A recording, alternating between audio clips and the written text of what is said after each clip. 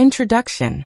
Friends, if you're in the mood for fun, chaos, and a high-speed animated adventure packed with laughs, slick action, and unforgettable characters, then you're absolutely going to love what we have for you today. If you've just stumbled upon our channel for the first time, don't forget to subscribe so you never miss out on updates about your favorite movies. In today's video, we're diving into the exciting world of The Bad Guys 2, the long-awaited sequel that brings back the stylish gang of lovable outlaws who are once again trying to stay out of trouble, or at least pretending to. We're going to talk about everything you need to know about The Bad Guys 2. What's the plot this time around? Are our favorite characters back? What new adventures do they get tangled up in? And is the gang truly reformed, or just better at pretending to be good? That's not all. We'll also tell you where you can watch this movie, whether it's available on streaming platforms in cinemas, or if it's coming to satellite TV. You'll find out the best way to experience this animated roller coaster for maximum enjoyment. But wait, there's more. We'll go behind the scenes and talk about how this movie was made, from the early stages of pre-production where the script and characters were developed, to the incredible animation work done during filming and post-production. We'll break down the technical brilliance of the visuals and sound, highlight the fun and energetic musical score that sets the tone of the film, and of course talk numbers, the budget, the box office figures, and how the movie is performing around the world. And yes, we're definitely going to take a close look at the story itself. I'll walk you through the main plot points, key moments, major twists, and the overall vibe of the film without spoiling anything big. Just a nice little review to get you hyped.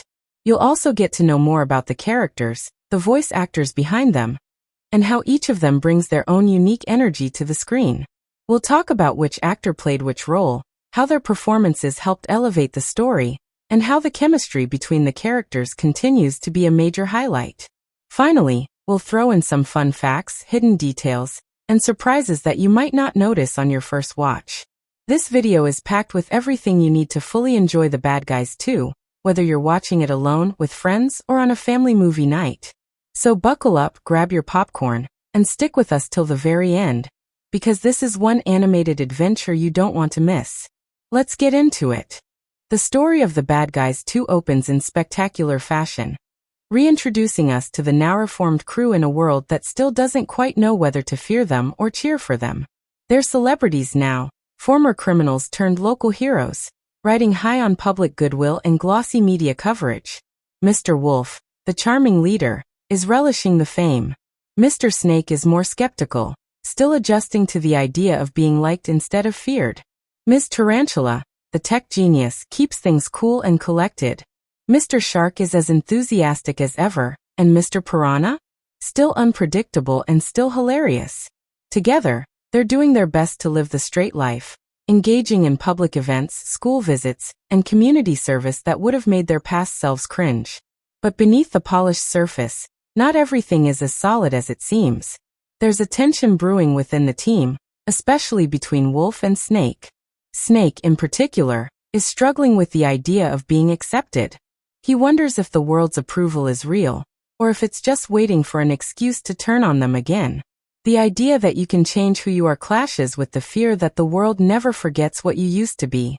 These are the seeds of the central emotional conflict, and the movie plays with this theme again and again as it unfolds. The story soon takes a sharp turn when a series of high-stakes crimes hits the city, sophisticated, theatrical heists that are eerily reminiscent of the crew's old style. But this time, they aren't the ones behind it. Someone is mimicking their techniques, even using old blueprints that were never made public. It doesn't take long before fingers are pointed at the bad guys, despite their protestations. That's when we're introduced to the true antagonist of the film, a brilliant, manipulative mastermind from the underworld who has history with Mr. Wolf and Snake. This villain isn't interested in money or jewels. Their aim is psychological, to expose hypocrisy, destroy reputations, and prove that people never really change. What makes the narrative truly compelling is how it layers its conflict. It's not just about stopping a villain. It's about stopping a villain who knows everything about you, your weaknesses, your doubts, your fears. And they use it. Suddenly, Wolf finds himself questioning his leadership, Snake begins to withdraw, and the unity that once held the team together begins to unravel. the city turns cold. Their sponsors drop them. The authorities begin to close in. And in the middle of it all, the team begins to fracture, just as the villain intended. This is where the movie experiments with perspective and timeline. Through a series of well-placed flashbacks, we dive into the crew's origin story. We see how Wolf and Snake met, what drew them to a life of crime, and how their bond formed from years of shared survival and loyalty. These moments give the film a grounded emotional center and elevate the stakes beyond just who gets away with what. It's about identity, whether you're defined by who you were or who you choose to become. At the midpoint, the conflict explodes. A key member of the crew, driven by feelings of betrayal, guilt, and confusion, temporarily switches sides, teaming up with the villain in an apparent act of defection. This leads to one of the most inventive sequences in the film. A split narrative where we watch the two halves of the team work against each other during a dazzling, double-crossing heist. It's not just about the action, though that part is spectacular. It's about what's driving each character. The emotions are real. The stakes feel personal. And the audience is left questioning whether the team can ever truly reunite. As we move into the third act, the story kicks into overdrive. The villain's endgame becomes clear, not just to destroy the bad guys, but to prove that goodness is just a mask people wear. The final showdown is staged as a massive citywide trap, forcing the bad guys to act quickly, smartly, and, most importantly, together. They have to rely on their past skills but apply them in new ways. They break rules, but for the right reasons. They outsmart their enemy, but only by trusting each other. And that trust?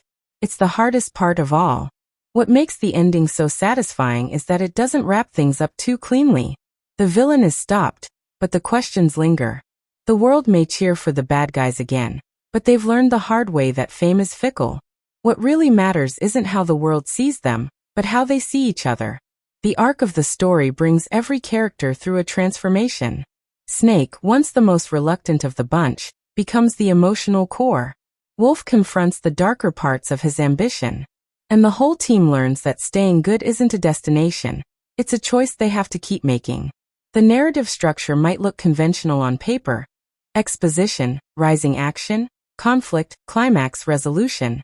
But it plays with timing, layers its character arcs, and constantly challenges the audience's assumptions. It's not just about heists and hijinks. It's about identity, forgiveness, and the struggle to break free from the person you used to be. The Bad Guys 2 doesn't just continue a story. It deepens it, delivering not just laughs and action, but a genuinely heartfelt tale of redemption that's as sharp as it is entertaining. The character development in The Bad Guys 2 isn't just a side note, it's the heart and soul of the story. Every member of the crew is given space to grow, stumble, change, and show a deeper, more layered version of themselves than we've seen before. What makes their arcs so compelling is that none of them are treated as one-note characters. The film doesn't settle for shallow personality quirks. It digs into who these characters really are beneath the disguises, the snappy dialogue, and the crime-turned-hero gimmick. It treats their emotions seriously, even in the middle of the chaos. Take Mr. Wolf. In the first movie, he was all about image, cool under pressure, quick-witted, always several steps ahead of the game. In the sequel, he's still suave and clever, but he's dealing with a very different challenge. What happens after redemption? Fame has turned him into a celebrity crime fighter. And for a while, he's loving it. People cheer when they see him. Newspapers write flattering headlines, and doors are opening that were once shut. But beneath that polished exterior, Wolf starts wrestling with something new and unexpected. The idea that maybe he's only doing good because it feels good, not because it is good. The more he's celebrated, the more he starts to crave that attention. And that creates a dangerous blind spot. He begins making decisions based on optics rather than instinct, losing touch with what made him a leader in the first place. His arc becomes a fascinating exploration of ego versus authenticity, of wanting to be good for the right reasons versus doing it for applause. Now shift the spotlight to Mr. Snake, who goes through one of the most emotionally complex journeys in the film. Snake has always been the rough-edged realist, the one who growls when things get sentimental. But in The Bad Guys 2, we see that cynicism come from a very raw and vulnerable place. He doesn't believe in redemption, not because he doesn't want it, but because he's afraid he'll never be worthy of it. He's used to being feared. He's comfortable being the villain. When the world starts embracing them as heroes, Snake can't trust it. He assumes it's a trick or that it won't last, and that fear pushes him away from the group, especially from Wolf. When the villain of the film, someone who represents the worst of their past, starts planting seeds of doubt, Snake listens. Not because he wants to betray the crew, but because deep down he's not sure if he belongs in the new world they're trying to create. His eventual return is powerful not because it's dramatic, but because it's hard-won. He doesn't just come back. He chooses to believe he can be better, and that others believe it too. Ms. Tarantula's growth is quieter, but just as impactful. As the crew's tech wizard, she's always been the brain behind the operations, but in this film, we start to see her evolve into a quiet leader. When Wolf and Snake are at odds and the team is falling apart, Tarantula becomes the stabilizing force. She's calm under pressure, perceptive, and unshakably loyal. But she's not just keeping the group together, she's challenging them. She forces them to confront the emotional mess they've made, calls them out when they let pride get in the way, and steps up in moments that require more than just hacking skills. What's brilliant is that her leadership never overshadows the others, it complements them. She becomes the voice of reason, and her growth is about stepping forward, not just stepping in. Mr. Shark, always the lovable goofball, finally gets a storyline that allows him to show the emotional intelligence hidden under all the disguises. He's big, soft-hearted, and driven by a need to make others feel safe and happy. In this movie, we see him struggling with the pressure of keeping the peace. He hates conflict, and when the group begins to crack, it hurts him more than he lets on. He's not the strategist or the tech genius, but he's the emotional core, the one who reminds the others what really matters. His journey is about learning that being the emotional anchor is just as valuable as any high-speed chase or hacking maneuver. And in moments of tension, it's often Shark who says the thing no one else will, simple, heartfelt truths that cut through all the noise. Then there's Mr. Piranha, the wild card of the group. He's still loud, impulsive, and unpredictable, but this time around, we see the vulnerability beneath all that energy. He doesn't always understand the deeper emotional currents, but he feels everything intensely. He's caught between his loyalty to Snake and his admiration for Wolf. And as the group begins to fracture, Piranha has to navigate a space he's not comfortable in: doubt. Doubt in himself, doubt in the group, doubt in the path they've chosen. His big moment doesn't come in a fight or a punchline, but in a simple, heartfelt decision to stand with his friends, even when it's hard, even when it hurts. That kind of emotional maturity sneaks up on the audience, and it's part of what makes his arc so satisfying. The relationships between the characters deepen in unexpected ways. The Wolf-Snake dynamic is the emotional centerpiece, loaded with history, tension, and ultimately reconciliation. But the other bonds are just as meaningful. Shark and Tarantula developing mutual trust and support, Piranha looking up to Wolf like a big brother, Tarantula mentoring the others in ways they don't even notice. The group isn't just a team. They're a chosen family. And like any family, they fight, they fail each other, but they come back together because the bond runs deeper than circumstance. Even the villain plays a crucial role in shaping their arcs. This antagonist isn't just a threat. They're a symbol of what the bad guys used to be, and what they could become again if they forget who they're trying to be. By forcing each member of the crew to confront their past, the villain acts as a dark mirror, reflecting their fears and doubts back at them. It's a brilliant narrative tool because the real battle becomes internal. The bad guys don't just have to outsmart the villain, they have to overcome themselves.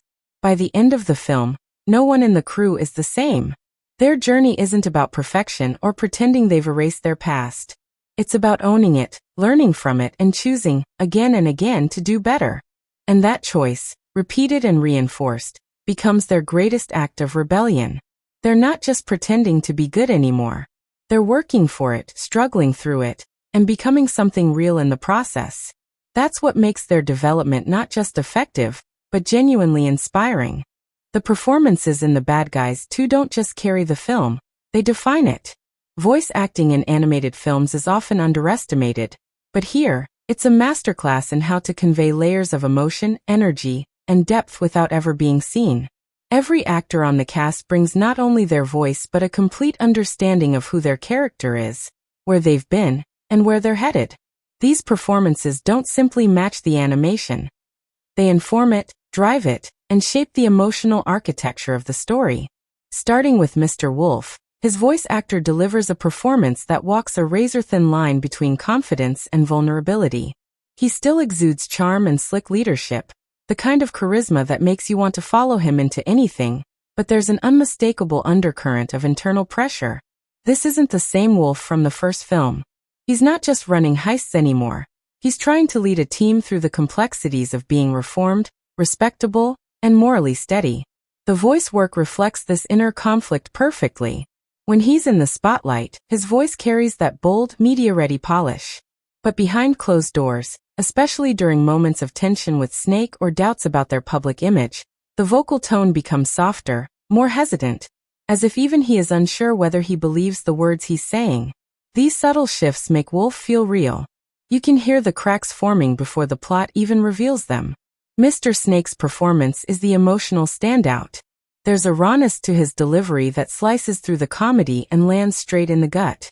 He's got the gruffness, the sarcasm, the bite, but when the emotional dam starts to break, the voice acting shifts in a way that's devastating. He sounds tired. Not physically, but emotionally worn down. His anger isn't theatrical, it's wounded. His silence in key scenes speaks louder than any shout, and that restraint makes his performance feel achingly human. There are moments when Snake lashes out, where you expect a comedic blow-up, but what you get instead is disappointment, or heartbreak, or the fear of losing the only family he's ever had. These layers come out through pacing, pauses, and changes in volume. The performance never overplays its hand. It allows Snake's pain to simmer rather than explode, and that makes his arc all the more affecting. Ms. Tarantula brings a calm, grounded energy to the group, and her voice actor captures this with precision and subtlety. She's the most measured of the team, and her performance reflects a character who doesn't need to shout to be heard. Instead of big dramatic swings, Tarantula's voice moves in fine, deliberate shifts, slightly raised during a tense moment, clipped when frustrated, steady when the others are unraveling. It's this calmness that makes her such a stabilizing force in the crew. She's the one you want in your corner when everything falls apart, and that reliability comes through in every line. Her delivery doesn't demand attention, it earns it. And when she does have her big emotional beats, they land hard precisely because they've been earned over time. Mr. Shark continues to be the heart of the group, and the voice performance is all warmth and vulnerability wrapped in joyful chaos. What could easily have been played as just a comic relief character is instead given real emotional substance. Shark's goofy disguises and over-the-top antics are performed with such commitment that they're impossible not to love, but it's the quiet moments where his performance really shines. There's a particular scene where Shark tries to mediate an argument between Wolf and Snake, and the gentle crack in his voice, just a flicker, communicates how deeply he cares, even if he doesn't know how to fix things. That's the strength of this performance. It finds authenticity in a character that could have been exaggerated, and instead gives us someone who feels deeply, often more than he lets on. Mr. Piranha is still the team's wild child, and the voice actor goes all in on the manic energy, delivering high-speed lines that are both hilarious and slightly unhinged. But what's impressive is how the performance evolves. You start to hear uncertainty creep into his voice. Not enough to derail his signature chaos, but just enough to show that he's absorbing what's happening around him. In the earlier parts of the film, he's loud and brash, laughing through every problem. As the team begins to splinter and doubt sets in, his voice loses a bit of that reckless confidence. There's a noticeable change in his tone when he has to pick sides, when he has to take a stand, when he realizes things are more serious than they seem. It's in these moments where Piranha goes from comic firecracker to someone whose loyalty and growth add genuine emotional weight. And then there's the villain, arguably one of the most riveting voice performances in the film. This isn't a cartoonish, cackling bad guy. The actor behind this role delivers every line with precision, menace, and an unnerving calm. There's charm in their voice, but it's the dangerous kind. The type that lures you in while they're setting the trap. What's most chilling is how relaxed the delivery is, even when their plans are unraveling. The villain doesn't need to shout to be threatening. The confidence in their tone is what makes them so dangerous. They sound like someone who's always in control, who knows more than they let on, and who takes a twisted pleasure in turning former villains into puppets in their game. The performance gives this antagonist a psychological edge, making them a shadowy force that lingers over every scene, even when off-screen. The supporting characters are also wonderfully performed. Whether it's law enforcement figures trying to manage the chaos, citizens reacting to the bad guys' shifting reputation, or minor characters caught in the villain's schemes, there's never a throwaway line or a flat performance. Each one adds texture and color to the world, making it feel inhabited, busy, and dynamic.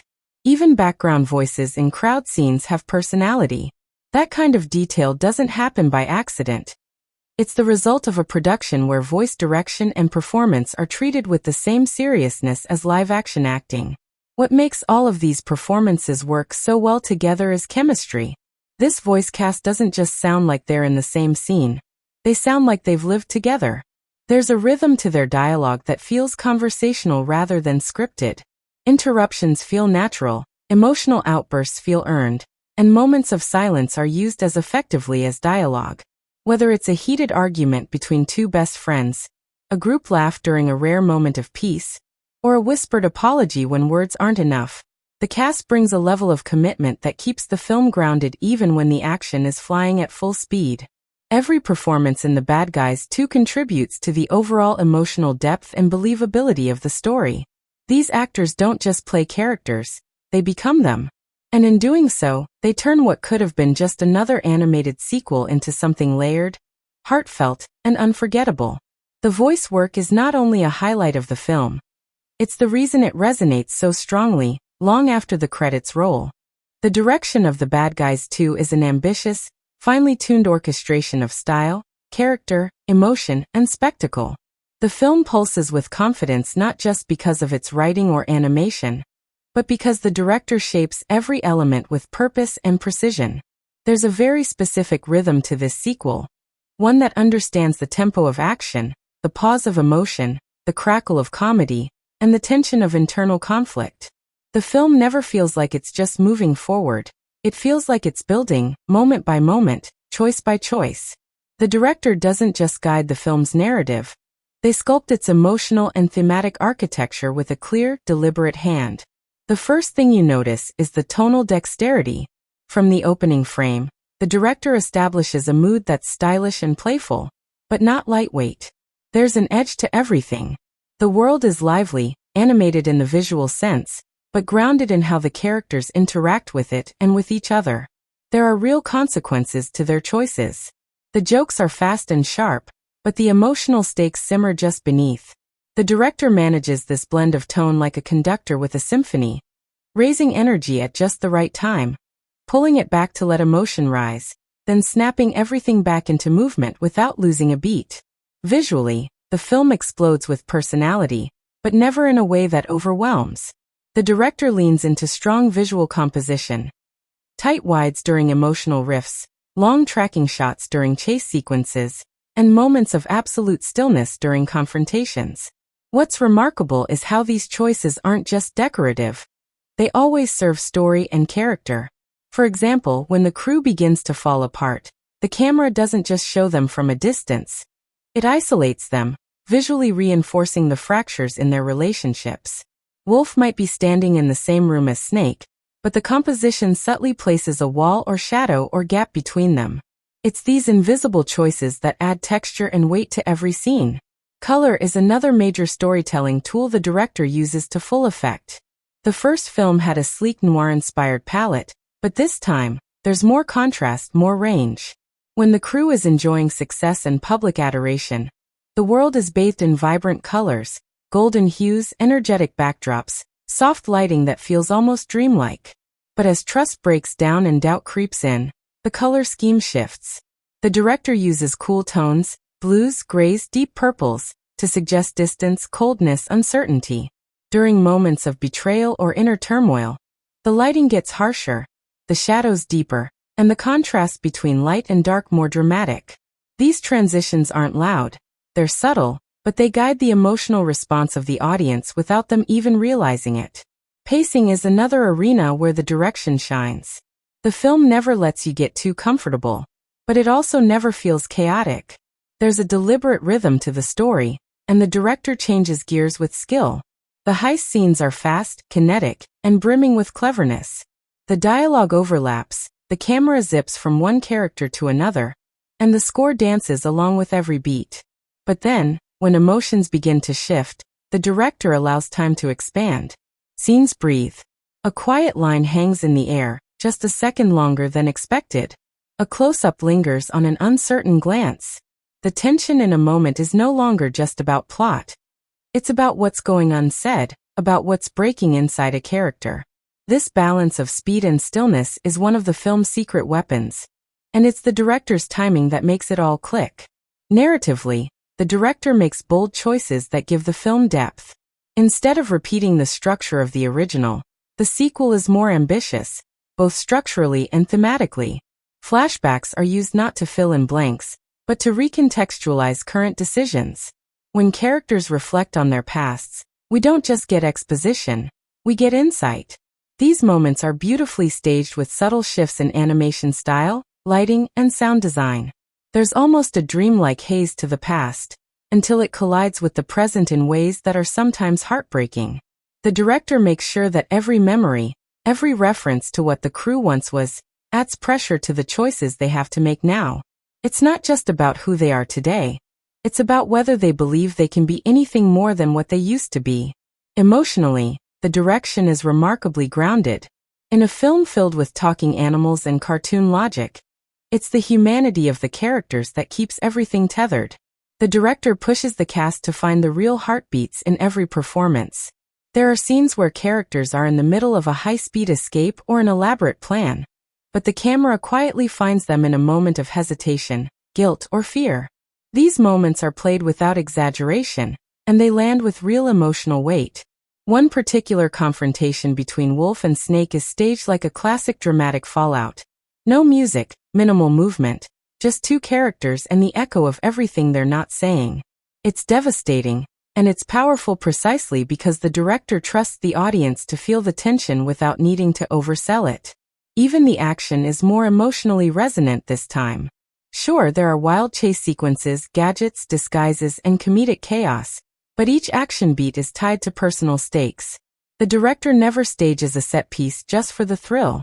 Every explosion, every reversal, every betrayal in the middle of a job is rooted in relationships. The choreography of movement becomes the choreography of conflict. Are they still moving like a team? Are they protecting each other? Or has the trust broken down so far that they're working at odds without even realizing it? These physical dynamics reflect emotional ones, and that alignment is all in the direction. The antagonist is handled with special care. The director gives this character presence without overexposure. Their scenes are deliberate, calculated, and unsettling, often punctuated by sharp dialogue and quiet menace rather than grand gestures. The camera often keeps them in partial shadow, just far enough away to feel like a threat that's always watching. Their presence shapes the mood even when they're not on screen. The director uses their silhouette, their voice, even just their influence on the crew to keep the tension alive throughout the entire middle act.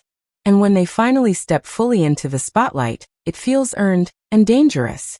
Ultimately, the director's vision is what binds the bad guys two together. They understand that this isn't just a movie about redemption or adventure. It's a story about identity, friendship, loyalty, and the messy, painful process of growth. They take these ideas seriously without ever letting the film lose its fun. The humor never feels disconnected from the drama. The style never overwhelms the substance, and the action never drowns out the emotion. Everything moves in sync, creating a story that entertains on the surface but lingers because of what it feels underneath. That kind of cohesion doesn't happen by accident. It's the result of direction that's thoughtful, expressive, and fearless in its ambition. The cinematography of The Bad Guys 2 is a thrilling visual ride that blends energetic camera work, emotionally intelligent framing, and bold lighting choices to elevate every scene beyond just storytelling. It turns the film into a full sensory experience. Even though this is an animated film, It moves and feels like a live-action cinematic adventure, with every shot carefully designed to not only match the mood of the scene but shape it. From stylishly choreographed chase sequences to emotionally intimate character moments, the camera becomes more than just a lens. It becomes a narrator, a mood setter, and sometimes even a character of its own. At the heart of the cinematography is movement. The camera rarely stays still, and when it does, it's for a very good reason.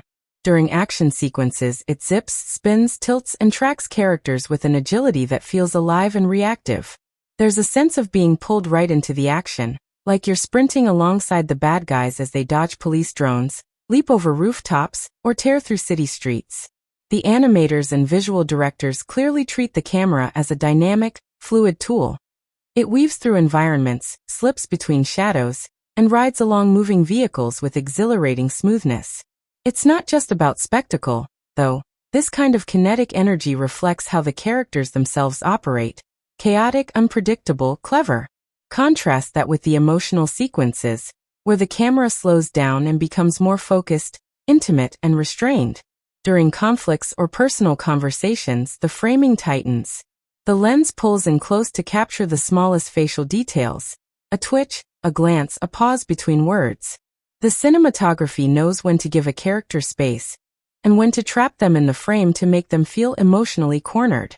One particularly striking example is a moment where Snake, torn between loyalty and resentment, is framed alone in a dim hallway, the shot composed with a wide angle that stretches the space around him. He looks small, isolated, but still dangerous. Nothing is said in this scene, but the composition tells us everything we need to know about what he's feeling. This is cinematography doing real emotional work. Lighting in The Bad Guys 2 is not just used to light up scenes, it's used to express them. When things are good, when the crew is united, when the city cheers for them, when hope is high, the lighting is rich, golden, often sun-drenched or glowing with warm interior light. There's a softness and glow that makes the world feel open and inviting. But the moment doubt creeps in, or betrayal simmers, or danger approaches, everything changes. Harsh shadows emerge. Cool blues, purples, and deep grays take over. Neon lights flash in colder hues. It's like the film shifts emotional gears using nothing but color and contrast. One of the film's most visually powerful scenes uses lighting alone to change the tone. As the crew sits around a table, planning their next move amid growing mistrust, the only source of light is a single overhead bulb. It casts long shadows across the characters' faces, divides them in half visually, one side lit, one side in shadow. This isn't just moody lighting, it's thematically perfect. The light becomes symbolic of the internal split within the team. Who's being honest? Who's hiding something? The tension is literally written across their faces through light and shadow. Framing choices constantly evolve throughout the film to reflect the emotional and narrative state of the characters. Early on, when the team is functioning like a well-oiled machine, they're often framed together in balanced compositions. Think wide shots where they move in sync, or symmetrical group poses that emphasize their unity and confidence. But as emotional fractures appear, the group is split more often in framing. Characters are boxed into separate spaces within the same frame. The balance is off. The eye is pulled to the distance between them. These aren't just pretty compositions. They visually underline the story's deeper emotional shifts. Then there are the set pieces that pull out all the stops. One chase scene through a rain-slicked city is lit almost entirely by streetlights and digital billboards, with the camera weaving through puddles and around vehicles in what feels like one long continuous shot. It's stylish, kinetic, and pure eye candy, but it's also immersive. You're not just watching a chase. You're inside it, feeling the rush of every turn and the tension of every near miss. The cinematography pushes the boundaries of animated movement, using impossible camera angles and fast, sharp changes in focus to mimic the kind of exhilarating motion usually reserved for big-budget live-action thrillers. The film also plays with depth in compelling ways. Scenes are layered, often with one character in focus in the foreground and another blurred in the background. This kind of depth staging adds dramatic weight and keeps your eyes darting around the screen, looking for emotional cues and secondary actions. For instance, in a moment where Wolf is delivering a confident speech, Snake can be seen behind him, arms crossed, eyes narrowing, not listening, but judging. It's subtle, but the framing tells us the trust is slipping, even before the characters speak. These kinds of layered compositions reward viewers who pay attention and add richness to the storytelling. The use of reflections, silhouettes, and glass adds further visual flair. A scene where Wolf confronts his own ego plays out in front of a mirrored wall, where he literally has to face himself. Another scene uses silhouettes against a burning sunset to give a moment of silence between two characters, a mythic, almost Western-style tone.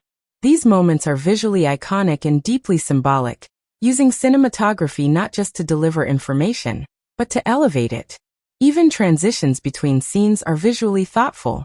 Sometimes the frame zooms into a newspaper headline, then seamlessly transforms that into a city skyline, connecting exposition to setting without missing a beat. Other times, the cinematography uses match cuts, similar shapes or actions bridging two different locations, to maintain visual rhythm. It keeps the pace up while still delivering story, and it reflects the director's confidence in the medium. These aren't just tricks, they're tools used with flair and precision. The cinematography in The Bad Guys 2 is never passive. It participates in every beat of the film. It builds tension before dialogue kicks in. It enhances relationships just through staging. It brings humor by perfectly timing visual reveals. It amplifies drama through silence and space. It paints the emotional spectrum of the story not just with color, but with structure, perspective, and movement. Every shot is loaded with thought, energy, and purpose. It makes the world of these characters feel not only cool and vibrant, but layered and lived in, making every frame part of the story's heart and soul. The editing and pacing in The Bad Guys 2 operate like a masterfully conducted orchestra, subtle in some moments, explosive in others, and always completely in tune with the emotional and narrative demands of the film. Every beat, every transition, every pause and surge in tempo feels deliberate and strategically placed. This isn't editing that simply assembles a story scene by scene. This is editing that sculpts the experience. And the result is a film that never feels static or bloated, but also never sacrifices depth for the sake of momentum. It breathes with the rhythm of its characters. From the opening moments, the film's editing sets the pace with precision. We begin with a sequence that's fast, sharp, and packed with kinetic energy. Quick cuts, rhythmic transitions, and clever visual overlaps give the impression of a world that moves as fast as its characters do. But even in the frenzy of an early action scene, the editing is never chaotic. You always understand the geography of the space, the cause and effect of what's happening, and how the characters are maneuvering through it. That kind of clarity and speed is a difficult balancing act. But here, the editors make it look effortless. The action flies, but your focus never wavers. The pacing becomes more textured as the story develops. It expands and contracts depending on what the scene demands. There are moments when the film slows down considerably, not out of laziness, but to give emotional tension the space to rise. During scenes where characters wrestle with trust issues, the editing holds longer on expressions, pauses between lines, and subtle gestures. These aren't delays, they're beats of silence filled with meaning. The space between a character's doubt and their decision is where the heart of the movie lives, and the editors know how to hold that space without making the story drag. What's especially impressive is how the editing supports the arcs of each character. When the crew is unified, the pace quickens, dialogue overlaps, reactions bounce smoothly, and the momentum reflects their synchronicity. But as the group fractures, so does the rhythm. Cuts become slower, more drawn out. Characters are often left sitting in silence for an extra beat before responding. There's hesitation in the rhythm, tension in the delay. It's a subtle shift, but it mirrors the emotional distance between them. The film's pace isn't just about energy, it's about relationships. Transitions between scenes are crafted with a flair that keeps the momentum from ever feeling flat. The film frequently uses visual match cuts, objects or motions that carry over from one scene to the next, blending two moments into one smooth movement. A spinning coin turns into a wheel. A character falling backward lands on a couch in another location. These aren't just stylistic tricks, they create continuity in a film that's constantly shifting locations and tones. They act like bridges, guiding the viewer without interrupting the story's emotional flow. There's also brilliant use of cross-cutting in moments where the film wants to build simultaneous tension. One standout example involves two storylines happening at once: a high-stakes infiltration and a vulnerable emotional confession. The editors cut back and forth at exactly the right intervals, letting tension build in one plotline while allowing vulnerability to grow in the other. When the two moments eventually collide, it's not just satisfying, it's earned. The editing ensures that the emotional and narrative crescendos hit at the same time, heightening the impact of both. Montages in the film are also edited with a sharp eye for storytelling. Rather than rushing through them with generic music and quick flashes of action, these sequences are used to deepen character and advance narrative. Whether it's a team regrouping after a fallout or characters preparing for a final mission, the montages move with purpose. Every shot has a beginning, middle, and end, and the editing finds just the right rhythm to compress time while still allowing for emotional weight. You feel the passage of days without losing the emotional thread. The pacing of the humor is a whole story in itself. Animated comedy lives and dies by timing, and The Bad Guys 2 nails it again and again. Visual gags are edited with razor-sharp timing. Dialogue-driven jokes are cut with perfect beats between setup and punchline. Even background reactions, like one character's stunned face after a ridiculous plan goes wrong, are given just the right amount of screen time to land the laugh. There's an art to knowing when to cut away and when to hold just a second longer, and this film has that instinct down to the millisecond. What's particularly striking is how the editing often gives the absence of action as much weight as the action itself. In emotionally loaded scenes, there are moments of pure stillness. No music, no movement, just a frame locked on a character processing something. These aren't filler moments, they're cinematic breathing space. And when the action picks up again, it hits harder because the film gave the emotion room to grow. That contrast between tension and release is where editing becomes a storytelling weapon. Even the film's climax is structured with intelligent pacing. It's easy in animated action films to let the final act devolve into non-stop spectacle. But here, the climax is built in layers. The editing alternates between explosive action, personal stakes, and meaningful payoffs to earlier story threads. It ramps up excitement while still allowing the audience to track every character's journey. You're not just watching things go boom. You're watching relationships resolve, choices be made, and arcs come full circle. That balance is only possible because the editing respects every layer of the story. And finally, the resolution doesn't rush to the finish line. Too many films sprint through the emotional aftermath to get to the credits, but The Bad Guys 2 takes its time. The pacing slows once again, not to drag, but to let characters breathe. To let the audience sit with the consequences of what's just happened. To allow some silence before the curtain falls. That quiet pacing in the final scenes offers something rare. Emotional closure that isn't forced. It feels natural, earned, and deeply satisfying. So much of what works in this film is invisible on the first viewing because the editing and pacing are so smooth, so confident, that you're swept up without noticing how much care is going into every cut, every hold, every moment of stillness. But that's the beauty of great editing. It's not about being flashy, it's about being felt. The rhythm of the film is what carries you. It's what makes you laugh a second longer, lean in just a bit closer, and feel the impact of a single glance or a final goodbye. In The Bad Guys 2, that rhythm never misses a beat. The soundtrack and score of The Bad Guys 2 are not just musical flourishes layered onto scenes.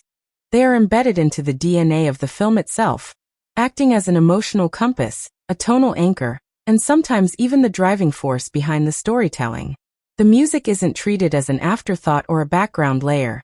It's a fully integrated, ever-present voice that speaks when characters can't, pumps adrenaline into the action, underlines comedy with clever timing, and lets silence breathe when emotions need space. It's cool, it's sharp, it's nuanced, and it's built with as much character as the crew itself. One of the most immediately striking things about the film's musical identity is how confident it is in style.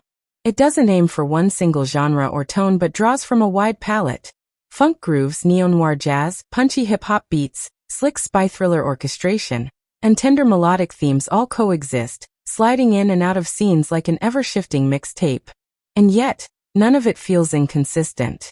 The score is curated with a deep understanding of mood and momentum. It shifts as the story demands, not just mimicking what's on screen, but enhancing it, sharpening it, sometimes even transforming how we interpret what we're seeing. Early on, the soundtrack wastes no time establishing that signature swagger. The opening sequence pulses with energy, not just from the visuals and editing, but from the score itself. That rhythmic bounce of bass and percussion, the sleek saxophone stabs, the fast-paced drums, they immediately tell us this world has attitude. These are not your average animated characters. They're stylish, unpredictable, and bold, and the music makes sure we feel that right away.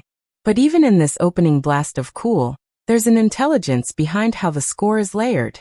It syncs with visual cues, plays off dialogue beats, and introduces tiny musical motifs that will echo later when themes and relationships begin to evolve. And evolve they do. That's where the real brilliance lies, in how the music grows alongside the characters. Take Mr. Wolf's theme. It starts off in the early scenes with a tight, upbeat funk rhythm, driven, cheeky, full of confidence. But as the story starts peeling back layers of doubt, insecurity, and emotional conflict, that same theme returns in fragmented ways. It gets slowed down, reworked in piano, stripped of its brass and replaced with strings. In one critical moment of moral dilemma, the rhythm disappears entirely, leaving just a quiet, hesitant piano variation that echoes his original theme like a memory. This is the score actively tracking emotional growth in real time, turning character arcs into musical arcs. It's storytelling without a single line of dialogue. Each member of the crew carries this kind of musical fingerprint. Mr. Snake's tracks often start with slippery, jazzy undertones, laid back and full of tension, just like his character. Piranha's sequences are backed by frantic percussive beats and wild tempo shifts, reflecting his hyper, unpredictable energy. Diane Foxington's moments lean toward elegance and stealth, strings and ambient textures with occasional hints of tension and resolve. These aren't just character cues. They're emotional markers. They give you a sense of who each character is internally. Not just what they're doing, but what they're hiding, what they're feeling. And while the music often elevates individual characters, it's in the group moments where it truly shines. Every time the crew comes together, whether it's for a slick operation or a heartfelt resolution, the soundtrack responds with unity. A layered composition emerges, interweaving each character's musical motif into a single, energetic, often funky ensemble. It feels like a reunion jam session, where instruments don't just play in harmony, but represent emotional reconnection.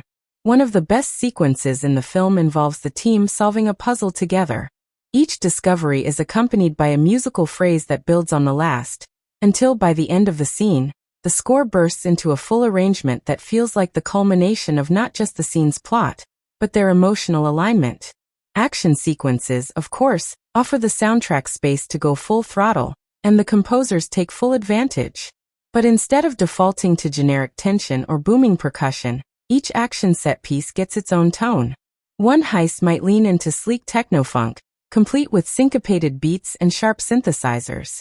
Another chase might dip into Latin jazz rhythms, injecting a playful, celebratory energy. These musical styles are never just decoration. They're chosen to give each sequence personality, to make each moment distinct in mood and texture. When the action spikes, the music doesn't just catch up. It leads, pushing the pacing forward, syncing to every punch, spin, crash, and revelation like it's part of the choreography. And yet, it's not all about sound. One of the most impressive tools the film uses is silence. There are moments, real, heavy human moments, when the score drops out entirely. When trust breaks, when friendships are tested, when a character walks away not with triumph but hesitation. In these scenes, the absence of music creates an emotional vacuum. You lean in. You hear only the atmosphere, a footstep, a breath, the wind. This silence gives the audience a chance to sit in the weight of the moment, to feel the stakes not through notes, but through stillness. And when the music returns, even softly, it feels like an emotional exhale. Later in the film, when redemption and forgiveness begin to surface, the score warms again. We hear early themes returning in new forms. Melodies that once sounded cocky now feel sincere. Rhythms that were once slick and fast become steady and calm. The transformation of sound reflects the transformation of the characters. You can trace their growth not just through words or animation, but by the journey of the music itself. Then come the comedic beats.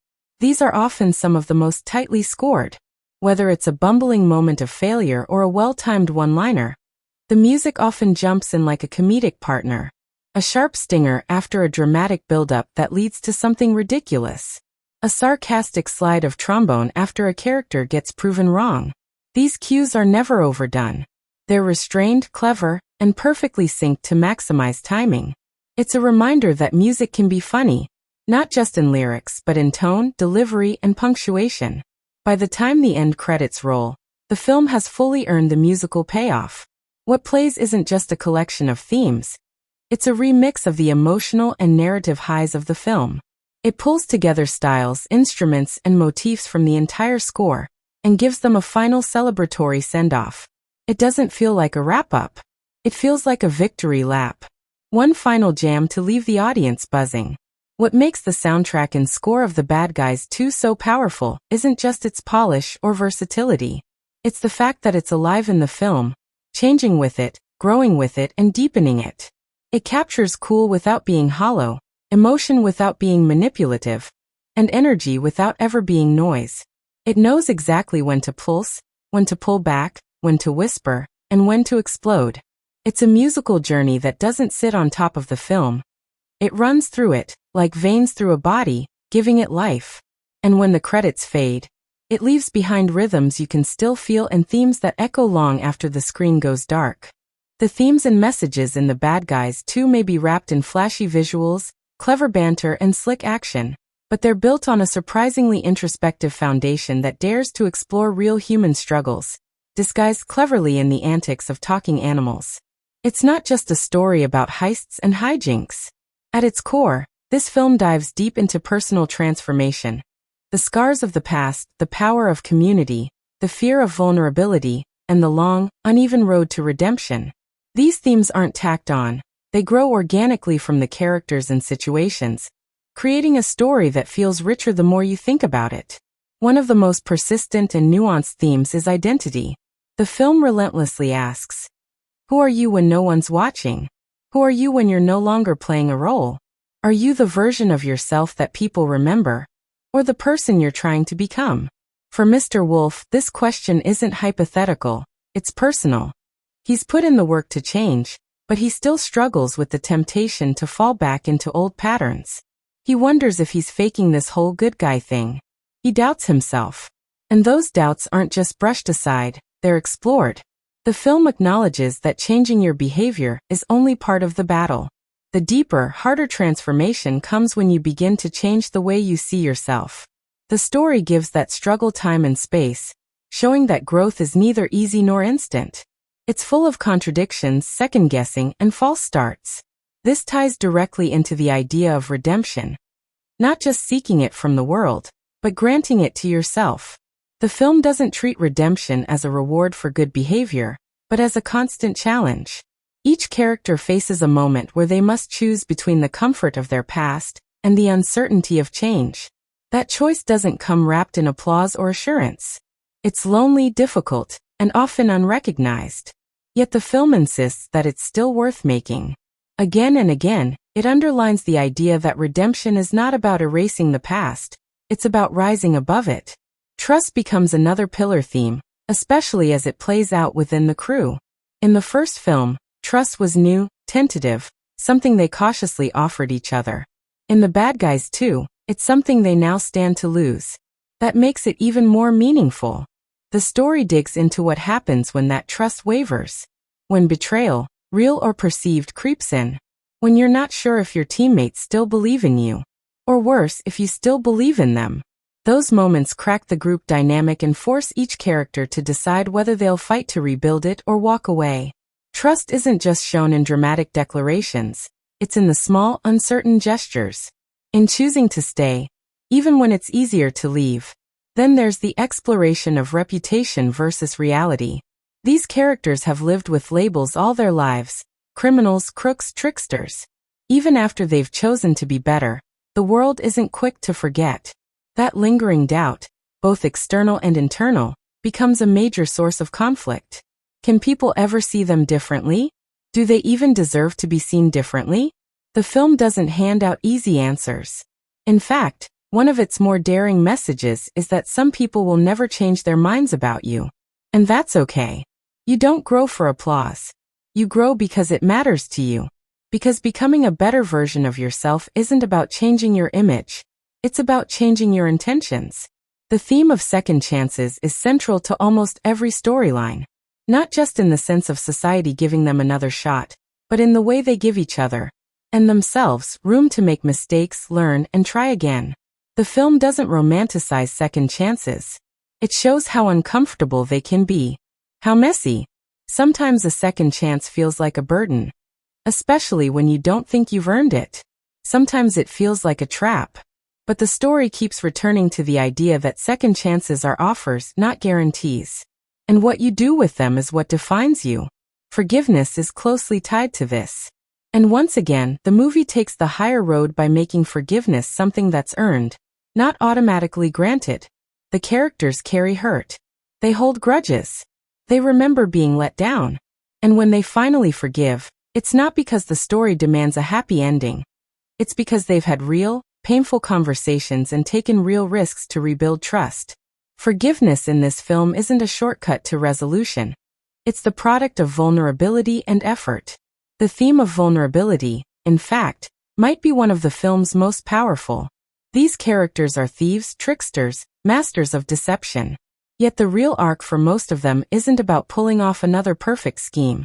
It's about learning to let their guard down. To admit fear. To admit hurt. To let someone see who they really are. And that act, of being honest, of being seen, is presented as scarier than any police chase or high-stakes mission. It's also what ultimately brings them closer. The film makes a quiet but profound statement. Vulnerability is strength. Letting others in doesn't make you weaker. It makes you real. There's also a beautifully understated message about belonging. These characters, despite their reputations, find something in each other that they can't find anywhere else. Acceptance. Not tolerance. Not conditional friendship. But true, messy, chaotic, ride-or-die acceptance. And that kind of belonging transforms them. It's not the world's approval that makes them better. It's their belief in one another. The film gently reinforces that the people we surround ourselves with shape who we become. And that sometimes just knowing someone sees good in you, even when you don't, can change everything. Even more subtly, The Bad Guys 2 plays with the idea of moral ambiguity. There are moments when doing the right thing doesn't look clean. When decisions that seem wrong in the moment turn out to be necessary later. The film encourages viewers to look beyond black and white thinking. People are complex. Motives are layered. And sometimes the path to doing good is paved with difficult, morally gray choices. This theme adds maturity to the film's message. It doesn't talk down to its audience. It trusts them to think critically. All of these ideas come wrapped in high energy and humor, but they leave behind echoes. The film might move fast, but the questions it raises stay with you. Can people really change? Can trust be repaired once it's broken? Are you brave enough to forgive? Not just others, but yourself? The Bad Guys 2 doesn't hand out the answers. Instead, it invites you to consider them, to feel them, and maybe to carry them with you, long after the credits roll. In the end, the themes in The Bad Guys 2 work because they're not lectures, they're experiences. They're felt through the choices the characters make, the relationships they rebuild, the fears they face, and the growth they earn. They're layered beneath the surface but woven tightly into the heart of the story. And that's what gives this film its depth. It's not just about whether the characters succeed in their mission. It's about whether they succeed in becoming the people they hope they can be. That's the real heist. And watching them pull that off is the most rewarding payoff of all. The visual effects and CGI in The Bad Guys 2 don't just function as a support system for the story. They are part of the storytelling itself. From the very first frame, you can feel that the filmmakers aren't just aiming to replicate the real world or dazzle with technical polish. They're crafting a heightened, stylized, and emotionally expressive universe where every digital element has a purpose beyond just looking impressive. The film doesn't chase realism. It chases feeling, personality, and rhythm. And that's what gives its visuals so much soul. This is a world that leans fully into a hybrid animation aesthetic, taking cues from the kinetic movement of classic 2D animation and layering it into a 3D digital framework that feels fresh, not formulaic. Characters have bounce and snap in their motion, but there's also a tactile texture to how they move, like they carry weight, breath, and momentum. That's a hard balance to strike in CG animation, where characters can easily become too floaty or mechanical. Here, the animators deliberately push physics in a way that feels expressive rather than just exaggerated. The result is a visual experience that feels alive, like the world itself has a heartbeat. In terms of pure spectacle, The Bad Guys 2 goes big, but never randomly. Every set piece is engineered not just to impress, but to reflect character. A high-speed chase isn't just about vehicles crashing through obstacles. It's about Mr. Wolf trying to outrun his own fear of failure. So when cars launch over rooftops and camera angles whip around in impossible arcs, the CGI isn't just eye candy, it's adrenaline linked directly to emotion. When the action peaks, the world stretches with it. Buildings bend slightly, objects elongate or compress depending on the tone of the moment. It's subtle but intentional, giving the visuals a kind of elasticity that makes even the most outrageous set pieces feel grounded in emotional logic. The environments are another highlight of the visual storytelling. There's an incredible balance between detailed world building and graphic simplicity. Cities feel dense with life, but are stylized with bold shapes and limited color palettes that keep your focus exactly where it should be. The lighting is deeply expressive, warm and saturated for moments of safety and connection, sharp and high contrast during scenes of betrayal or tension. Reflections on glass, light flares during golden hour scenes, and dynamic shadows during stealth moments all showcase how much thought went into crafting atmosphere through VFX. And while the backgrounds are richly detailed, they're never static. Little elements like drifting dust, flickering neon signs, steam rising from vents, or fluttering paper in the wind help maintain a constant sense of motion and energy. These details, though driven by CG, feel natural, because they've been stylized to match the tone and rhythm of the film. They don't clutter the frame. They support it. You don't feel like you're looking at a computer-generated world. You feel like you've entered a visual language that obeys its own artistic rules and sticks to them flawlessly. Another standout aspect is how the film uses visual effects not just for the external world, but to illustrate internal states. Characters' emotions are often amplified through subtle environmental shifts. Backgrounds blur slightly in moments of panic, lighting dims when a character feels doubt, or stylized shadows deepen during morally ambiguous decisions.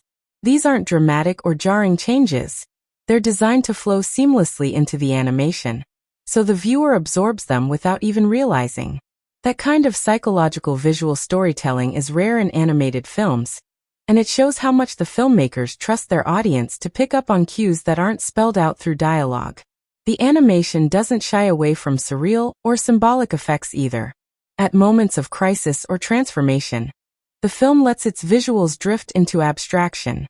A character spiraling into guilt might be surrounded by a world that literally tilts off balance. A flashback might drain the color from the frame, shifting the entire visual mood to grayscale or sepia tones with a single emotional cue. These stylized decisions don't just look good. They communicate something deeper. They're an emotional shorthand that bridges the gap between character and viewer.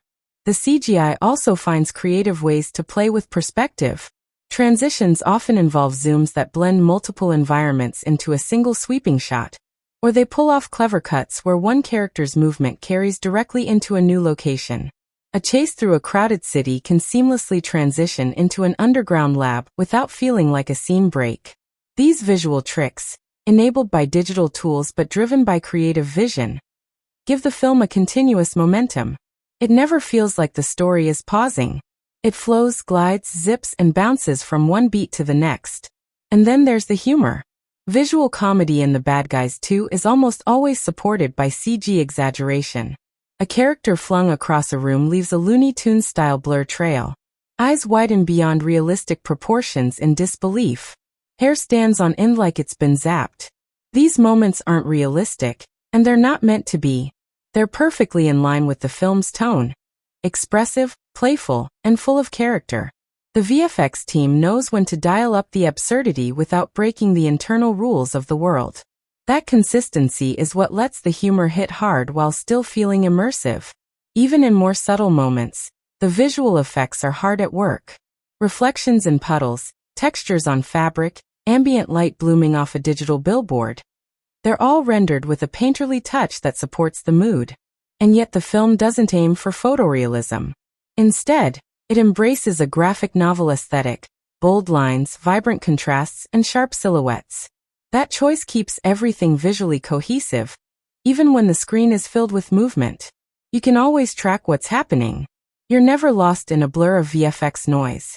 The final act of the film delivers the biggest visual spectacle, and yet, it still feels like it's in service of character. Rather than going for sheer volume or visual overload, the film uses its CGI to build escalating tension. Sparks fly, systems glitch, environments collapse, but each beat lands because it's earned. You care about the outcome. The effects don't distract. They draw you in deeper. Ultimately, The Bad Guys 2 uses its visual effects with the same precision and flair as its storytelling. It knows that good CGI isn't about showing off.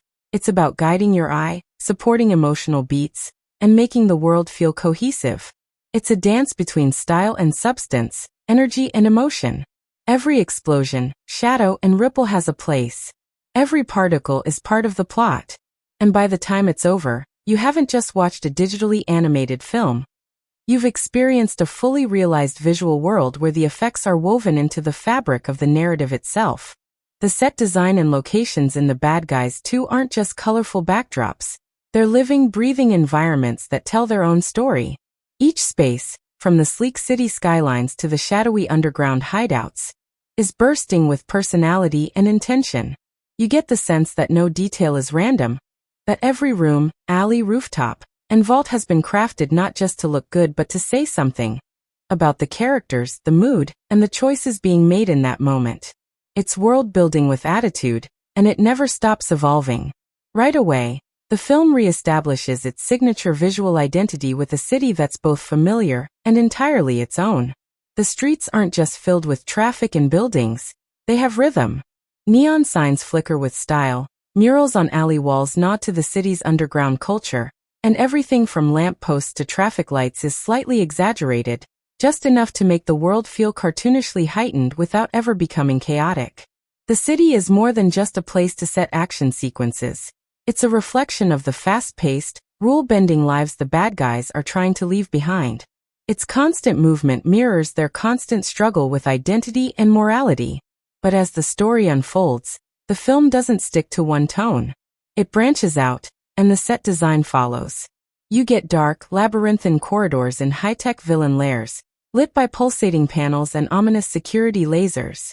You get cozy hideouts tucked away in forgotten parts of the city, filled with mismatched furniture, trinkets from past heists, and hand-built contraptions that speak volumes about who these characters were and who they're trying to become. These places aren't sterile or generic. They have history. You can tell characters have lived here, argued here, schemed here. The environment is soaked in personality. Take the hideout, for example. It's a layered space that visually bridges the team's criminal past and their new direction. One wall might be covered in newspaper clippings and blueprints from old jobs, while another holds whiteboards and scribbled plans for good deeds. There's a kitchen with half-eaten snacks and mugs with snarky slogans, a couch that's clearly seen better days, and a ceiling fan that creaks in time with the banter. It's a perfectly chaotic, deeply personal space, and it tells you everything about how far the team has come, and how far they still have to go. Even the props in the film are carefully designed to reflect the world's aesthetic. Gadgets aren't just tools, they're character extensions. Mr. Wolf's sleek grappling hook, Mr. Snake's lock-picking kits, Piranha's improvised tech, they're all crafted with a sense of functionality and flair. The design doesn't chase realism. It aims for clarity and personality. A heist tool might be oversized, covered in blinking lights, or shaped like a cartoonish version of a real device. But it works because it matches the world's playful, high-stakes vibe. It's that perfect blend of cool and clever that makes everything feel cohesive. One of the most fun elements is how the film uses location as storytelling. When the characters enter new environments, The visual tone shifts with them. A posh charity gala is drenched in golds and reds, full of towering columns, chandeliers, and suspiciously polite guests. A government research lab is sterile and overlit, with cold glass walls and robotic guards. An abandoned amusement park used for a secret rendezvous is both eerie and oddly beautiful, with broken rides creaking in the wind and colorful remnants of joy now repurposed for tension. These shifts aren't just visual, they're emotional cues. Each location reinforces the stakes, tone, and underlying character tension. And then there are the chase sequences, which use geography as a narrative tool. Rooftop chases snake across graffiti-covered high-rises, down into dimly lit alleyways that twist like a maze. Underground scenes are layered with complexity, grates above, puddles below, a clatter of sound echoing with every footstep. The verticality of these locations adds dimension, while clever use of lighting guides the viewer through complex movements without confusion. Even the air feels different depending on where the characters are. That's how immersive the world becomes. You don't just see the locations. You feel the temperature, the tension, the texture of it all. One of the most visually rich settings is a new villain's lair, a gleaming multi-level compound that reflects their obsession with order and perfection. Every surface gleams, every line is straight, every shadow intentional. It stands in direct contrast to the bad guy's messy, improvised world. Just by stepping into this space, you feel the pressure. The set design becomes a character in its own right, representing ideology, control, and the threat of regression. You could remove all the dialogue and still understand the emotional stakes simply by how the rooms are built and lit. As the film approaches its climax, the set design plays an even more critical role. A crumbling structure or malfunctioning vehicle isn't just a backdrop for danger. It becomes a metaphor. A collapsing floor might symbolize trust breaking down. A flickering sign above a getaway route might mark the moment of moral decision. The world reacts to the characters' choices, and the props and settings become part of the emotional journey. It's not just clever, it's cinematic. What's remarkable is how much variety the film packs into its settings while keeping a strong sense of unity. Whether the characters are in a junkyard full of secrets, a glamorous rooftop garden, a moving train with breakneck turns, or a childhood hideaway layered with nostalgia, every place feels like it belongs to the same universe. It's all been filtered through the same lens of heightened reality, expressive design, and story-first priorities. In many animated films, backgrounds can feel like afterthoughts, static stages where action happens. But in The Bad Guys 2, the environments are dynamic storytellers. They change with the mood. They support the humor, the heartache, the suspense. They give each moment visual weight and emotional context. And most importantly, they never feel hollow. They feel lived in, loved, abandoned, reclaimed, or reshaped, just like the characters who move through them. Set design here is world building in the truest sense. Not just where the story takes place, but how the story speaks. The dialogue and script in The Bad Guys 2 crackle with personality, attitude, and rhythm. It's the kind of writing that makes every character feel fully alive, not just because of what they say, but how they say it. The words leap off the screen with a confidence and charm that perfectly match the stylish animation and fast-paced plot. There's a distinctive voice to every scene, whether it's a rapid-fire back and forth during a chaotic heist or a quiet, vulnerable exchange in a stolen moment of stillness. The script understands its characters so well that their words never feel manufactured. They feel like extensions of who they are, messy, clever, emotional, impulsive, and above all, fun to listen to. From the very first scenes, the tone is set through snappy banter and razor-sharp one-liners. These characters don't just exchange information, they spar, riff, tease, and test each other. Mr. Wolf's cool-headed charisma is laced with quick sarcasm and smooth confidence. Mr. Snake fires off dry comebacks like he's allergic to sincerity. Piranha's every other sentence feels like it was improvised mid-adrenaline rush, while Ms. Tarantula brings a grounded, tech-savvy snark that balances the chaos around her. Every character has a rhythm, a pattern of speech, a verbal fingerprint. That attention to voice makes every group conversation feel like a well-choreographed dance, chaotic in content but precise in timing. But the script isn't just about laughs. Underneath the humor, it weaves in subtle emotional depth that hits when you least expect it. There are moments where the jokes stop just long enough to let vulnerability seep in. A few carefully chosen words, a hesitation in speech, a character trailing off mid-sentence because they're unsure. Those little beats are written with care. These aren't grand speeches or overwrought declarations. They're simple, honest lines that land harder because of how reserved they are. One character admitting, "I don't know if I can do this," says more about their growth than pages of exposition ever could. And the beauty of the writing is that it never stays in one emotional lane too long. A heartfelt confession is just as likely to be undercut by a perfectly timed joke, and rather than ruining the moment, it makes it more human. The standout lines are everywhere. Some are hilarious punchlines delivered with perfect timing. Others are character-defining moments that reveal layers beneath the surface. A line like, "Just because they call us bad doesn't mean we have to believe it," becomes more than just a clever twist of words. It's a thesis statement for the film's entire emotional arc. Another moment where a character quips, "Heroes don't always wear capes, sometimes they wear fur, scales and too much cologne," delivers comedy and clarity in equal measure. These aren't just funny or cool lines. They stick, because they carry the film's heart right inside them. And the pacing of the dialogue deserves its own praise. The script flows with a rhythm that feels musical. There's fast-paced repartee in the middle of action scenes, where characters are talking over each other, reacting to explosions, calling out plans on the fly, and it all feels natural. Then, when the dust settles, there are slower, more deliberate exchanges that allow for reflection and connection. The movie knows when to let the dialogue breathe, and when to let it snap. That ebb and flow is what keeps the energy high without exhausting the audience. One of the most impressive aspects of the script is how it balances tone. This is a film that shifts from comedy to tension to emotional resonance within the span of a few minutes, and the dialogue never feels out of place. It's a tightrope act, keeping everything light enough to entertain, while still giving the characters emotional credibility. A joke during a sad scene doesn't undercut the sadness. It makes it feel more real, because people do that. We joke when we're scared. We deflect when we're hurt. The dialogue captures that messy truth, and it makes the characters feel even more authentic. What's even more exciting is how the script uses dialogue to evolve relationships. The way characters speak to each other changes as their trust grows, as betrayals land, and as forgiveness starts to take shape. There's a gradual shift in how they tease, how they confide, how they argue. The script doesn't rely on dramatic monologues to show growth. It uses the texture of conversations. Maybe a character who used to interrupt now listens. Maybe someone who was all bravado lets their voice shake a little.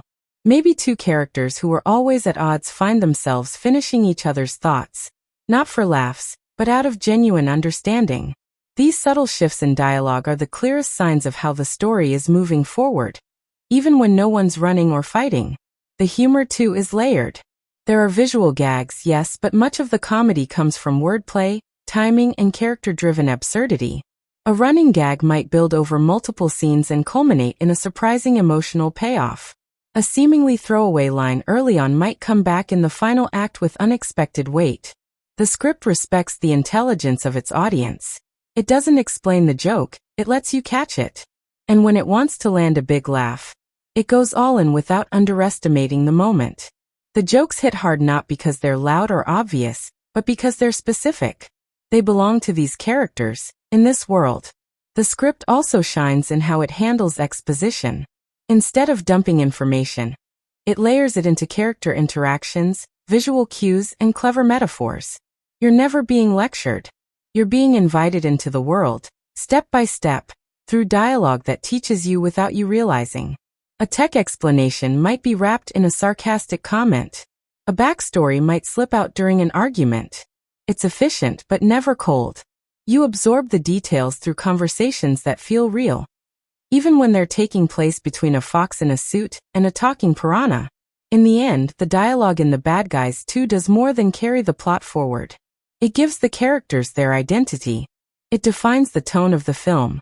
It lands jokes, deepens relationships, plants emotional seeds, and brings the audience along for every twist and turn. It's confident without being smug, heartfelt without being heavy, and endlessly quotable without trying too hard. This is a script that understands the power of a good line. not just to make you laugh, but to make you feel. And that's why the words in this film echo long after the final scene. The bad guys too dives headfirst into its genre playground. Heist action comedy, crime caper, and proceeds to flip, twist, and remix every convention it touches. It's not a film that's trying to hide its genre roots.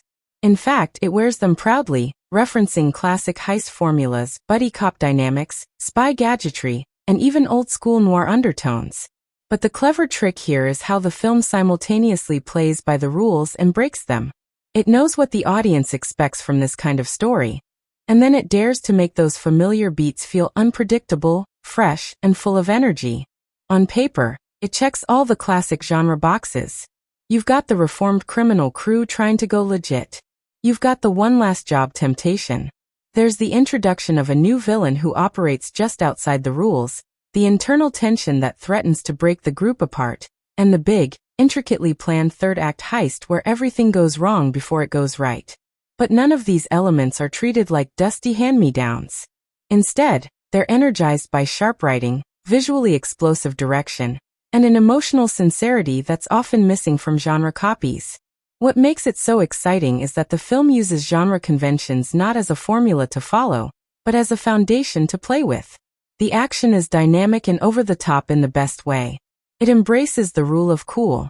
Car chases twist through absurd routes, gadgets malfunction at the worst moments, and escape plans are half strategy, half improvisation. But even in the chaos, there's always clarity. You know where everyone is, what their goal is, and how the stakes are shifting moment to moment. It never loses you in a blur of movement. It invites you in, dares you to keep up, and rewards you for paying attention. What's more impressive is how the action sequences are rarely just about spectacle. They almost always contain a beat of character growth, a reversal in group dynamics, or a clever payoff to a setup planted earlier. The genre thrills are tied directly to emotional stakes, which gives them weight. The suspense, while delivered with style and momentum, doesn't take itself too seriously. This isn't a grim, brooding thriller. It's a movie that knows tension can coexist with humor. That's part of the subversion. Just when you think a moment might stretch into pure drama, it's undercut by a perfect line or a surprising reaction. But the twist is, that never dilutes the stakes. You're still on the edge of your seat, but you're also laughing. The balance is so finely tuned that the tone never feels confused. Instead, it feels alive, moving between moods with confidence. This tonal flexibility is one of the film's boldest moves. It doesn't follow the unspoken genre rule that says funny moments can't exist in serious scenes. Here, they enhance each other. The humor is relentless, but it's smart. It's not afraid to poke fun at the very tropes it's using. The crew constantly comments on how absurd their plans sound, how often things go wrong, or how cliché their situation might be. And yet they still push forward. The self-awareness isn't cynical, it's affectionate. The film loves this genre, but it's not afraid to joke with it. That's part of what makes it so charming. It's like watching people who know the rules of the game so well, they're free to break them with style. And break them they do. A typical reveal scene might turn into a verbal tug-of-war. A betrayal might end with unexpected forgiveness. A dramatic pause might lead straight into an accidental explosion. The rhythm keeps you guessing. Where the film really shines in genre execution is how it injects heart into a style that's often built on cool detachment. In many heist or crime caper stories, the emotional arcs are secondary to the job. Here it's reversed. The job is often just a vehicle for exploring deeper questions about trust, identity, redemption, and belonging. That kind of emotional core is rare in this genre, especially when handled without melodrama. It doesn't lecture. It lets the genre elements speak through action and decision. A botched heist isn't just about a plan failing. It's about someone letting fear win. A clean getaway isn't just an escape, it's a chance to step into something new. That's a powerful twist on genre expectations, and it's done so seamlessly that it doesn't even feel like a twist, it just feels right. Another genre device the film plays with is the new threat with a shared past. It introduces a villain who isn't just evil for the sake of evil, but who reflects the darker path one of the main characters could have taken. This mirrors the trope of the antagonist being a dark mirror to the hero, but it goes deeper. It forces characters to confront their own choices in a way that elevates the story beyond the mechanics of the heist. That confrontation doesn't just lead to punches and explosions, it leads to growth. Again, that's the genre doing what it's supposed to do, but better, sharper, more connected to character. Even visually, the film plays with genre expectations. You expect sleek, shiny tech, and you get it. But you also get dusty safe houses, improvised hideouts, and lived-in spaces that make the world feel tangible. You expect smooth-talking criminals, and you get them, but they're vulnerable, flawed, and full of doubts that actually matter. The genre usually offers stylish fantasy. This film offers stylish emotional reality, disguised in fantasy's clothing. It would have been easy for the bad guys to simply repeat the formula of its predecessor or other heist comedies. But instead, it takes all the familiar genre ingredients and remixes them with creativity, emotion, and wit. The result is a film that honors the rules, breaks them when it counts, and delivers a genre experience that feels both classic and brand new. Whether you're in it for the slick stunts, the witty banter, the criminal mischief, or the surprising depth, the genre is never just a frame, it's a playground. And this film runs through it with total confidence. The bad guys too may be wrapped in action, laughs, and stylish animation, but underneath all the heists and hijinks, it quietly delivers some surprisingly sharp social and cultural commentary. What makes it so effective is that the film never stops to lecture. Instead, it lets its ideas seep into the story through the characters' struggles, their environment, and the dilemmas they face. It's not trying to be overtly political or overly symbolic, but it absolutely has something to say. And it says it with cleverness, subtlety, and sincerity. At the heart of it all is the question of identity, labels, and redemption. The core premise, that a group of so-called bad guys want to change and be seen differently, becomes a metaphor for how society treats people based on reputation, background, or past mistakes. The characters are literally animals judged by their species. A wolf is expected to be dangerous, a snake is expected to be sneaky, a piranha is expected to be wild. The film leans into this as a way of discussing stereotypes, social roles, and the uphill battle of proving people wrong when they've already decided who you are.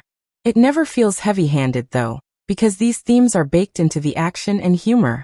When Mr. Wolf tries to do good and still gets blamed for something going wrong, it speaks volumes about how hard it is to escape societal expectations, even when you're genuinely trying to change. The movie also explores the idea of second chances, not just on a personal level, but as a broader cultural concept. Can someone who's made mistakes be trusted again? How many chances should someone get? These questions echo through character relationships, especially when newer characters appear with murkier motivations. The film challenges viewers to examine their own bias. Do we root for redemption only when it's convenient? Do we give second chances only to those who look or act a certain way?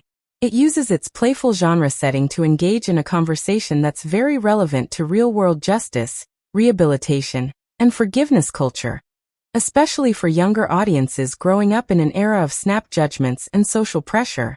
There's also commentary on image and perception, especially in how the public views heroes and villains. The film cleverly flips this idea on its head. In this world, public image is everything. News broadcasts, viral moments, and manipulated footage shape how the characters are seen by the world. One slip-up, and you're branded a criminal again. The film quietly critiques this performative culture, where redemption and virtue are often judged by optics rather than actual intent. It taps into our current obsession with branding, online image, and snap judgments, all while keeping the tone light and fun. The deeper message is this: being good isn't about how it looks to others. It's about the choices you make when no one's watching. And then there's the subtle but pointed commentary on authority. The film doesn't make its law enforcement characters evil, but it does question their methods and assumptions. Authority figures are often portrayed as rigid, reactionary, and unwilling to believe that people can change.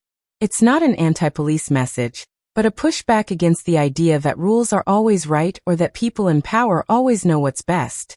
Through clever writing and sharp dialogue, the story makes space for the idea that systems can be flawed, and that change sometimes comes from outside the structure. Not through rebellion, but through reform, growth, and empathy. Another theme that slides naturally into the story is the pressure of performing goodness. Once the bad guys go public with their intentions to be better, they find themselves boxed into a new kind of stereotype. They now have to be perfectly good at all times. They're not allowed to mess up, doubt themselves, or question the path they've chosen. This speaks directly to the kind of pressure people face in real life when they try to change, especially when that change is public. It's a reminder that growth is messy, nonlinear, and human. By showing these characters struggling not just to be better, but to be seen as better, the film is making a statement about how society handles transformation. We want redemption stories, but we're quick to pounce if they don't go smoothly. That's a powerful message to slip into an animated caper, and the film pulls it off without losing its charm. It even takes on social dynamics within the group. There's a sense of found family, but also friction when old patterns start to resurface. Who gets to lead? Who feels left out? Who defines what good even means? The film uses these tensions to mirror real-world dynamics around teamwork, hierarchy, and identity within communities. It's about learning to communicate, learning to listen, and realizing that even people you trust can disappoint you, but also surprise you. And although the film doesn't overtly tackle politics or current events, its themes echo many contemporary conversations. It nudges its audience to consider ideas like restorative justice, moral accountability, and the unfairness of systemic labeling, all while keeping things fast, funny, and action-packed.